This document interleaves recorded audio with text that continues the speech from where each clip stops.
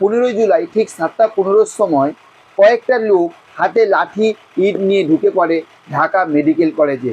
সেখানকার যেসব পেশেন্ট ছিল, মানে ছাত্র পেশেন্ট ছিল, তাদের উপরে আঘাত করে। সেখান থেকে শুরু হয় কিন্তু এই আগুন, এবং এই আগুনটা কিন্তু আজ শুধু ঢাকা মেডিকেল কলেজে আটকে নেই, আজ পুরো বাংলাদেশে কিন্তু আজ উত্তাল হয়ে গেছে। এই বাংলাদেশ দাউ দাউ করে জ্বলছে কিন্তু সারা বাংলাদেশে এই আগুন। আসলে কি ঘটলো, এর সূচনা কোথায়, সেই বিষয় নিয়ে আজকে কথা বলবো।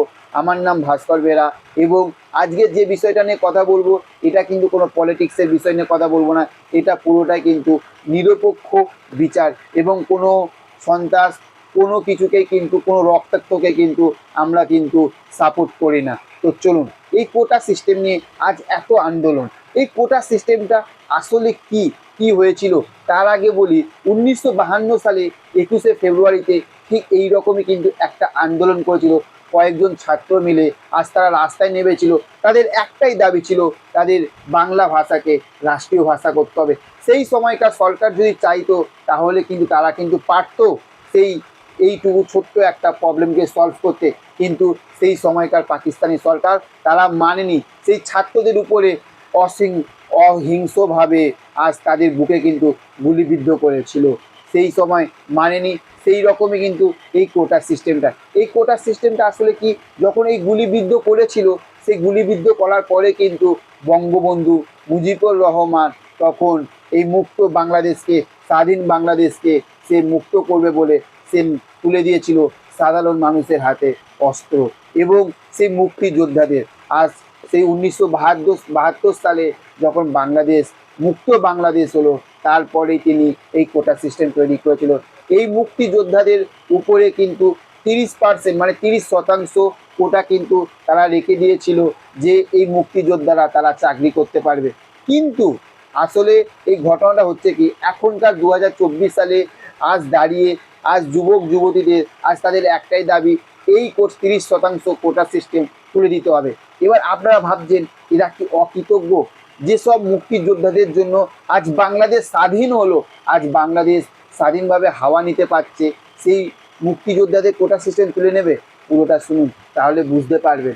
আসলে এই ছাত্ররা বলতে চাইছে যে এই যে 30% কোটা সিস্টেম, এই কোটা সিস্টেমে যেসব মুক্তিযোদ্ধারা আজ কিন্তু তারা কিন্তু আজ অনেক বয়স হয়ে গেছে, তাদের চাকরি করার মতন কিন্তু আজ তাদের কিন্তু সেই সময়টা বা তাদের বয়সটা নেই।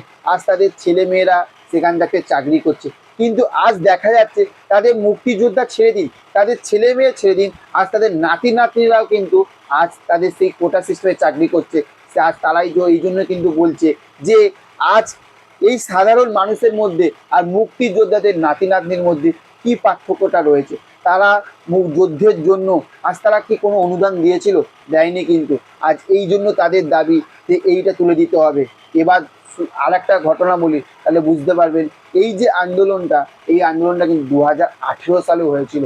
সেই সময় তারা বলেছিল কিন্তু শুধু 30% কোটাটা তুলতে হবে, আর বাদবাকি যে কোটাগুলো সেই কোটাগুলো রেখে দিন। কিন্তু সেই সময়কার সরকার কিন্তু তখন তাদের কথা কিন্তু শুনেছিল, কিন্তু সেরকমভাবে শোনেনি, সেই পুরো কোটা সিস্টেমটাকে কিন্তু তুলে দিয়েছিল। সেখান থাকতেই কিন্তু আগুন জ্বলে উঠেছিল, আর সেটারই কিন্তু সূচনা কিন্তু 2024 সালে হয়েছে, যখন থাকতে কোর্টে রায় দিয়েছে। তাহলে বুঝতে পারছেন তাদের একটাই দাবি, তাদের এখনো পর্যন্ত একটাই দাবি যে এই 30% কোটা তুলে দিন। তার কারণ এই 30% যদি কোটা তুলে দেন, তাহলে কিন্তু আবারও কিন্তু যেসব ছেলেমেয়েরা আজ পড়াশুনো করছে, সে ছেলেমেয়েরা কিন্তু চাকরি পাওয়ার জন্য কিন্তু তাদের কিন্তু অনেক ভালো সুবিধাটা হবে। এবার এই যে এই সময়কার যে কোটা সিস্টেমে আবার যে নিয়মটা আদালত থাকতে যে নিয়মটা এসেছে, সেখান থাকতে কিন্তু সেই মুক্তিযোদ্ধারাও কিন্তু আজ তারা সেই নিয়ম সিস্টেমটা আবার ফিরে পাচ্ছে। এই জিনিসটার উপরেই কিন্তু আজই আন্দোলনটা হচ্ছে। তাহলে বুঝতে পারছেন, আজ এটাই কথা যে আমরা সবসময় একটাই নিয়ে চাইবো, যত তাড়াতাড়ি হোক, যত দ্রুত হোক, এই সব কিছু শেষ হোক, আসল বিচার হোক, মানুষের সঠিক বিচার হোক। তো চলুন, দেখা হবে আবারও অন্য কোনো সময়। ভালো থাকবেন আপনারা।